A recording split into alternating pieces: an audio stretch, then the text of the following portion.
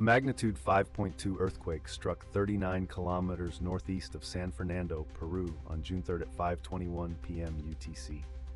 The quake originated at a depth of 139 kilometers in the Ucayali-region of eastern Peru. 2 felt reports were submitted, with residents experiencing light to moderate shaking in nearby areas. No tsunami was generated by this earthquake due to its depth and location. If you are in the affected region, stay clear of damaged structures and monitor local authorities for updates.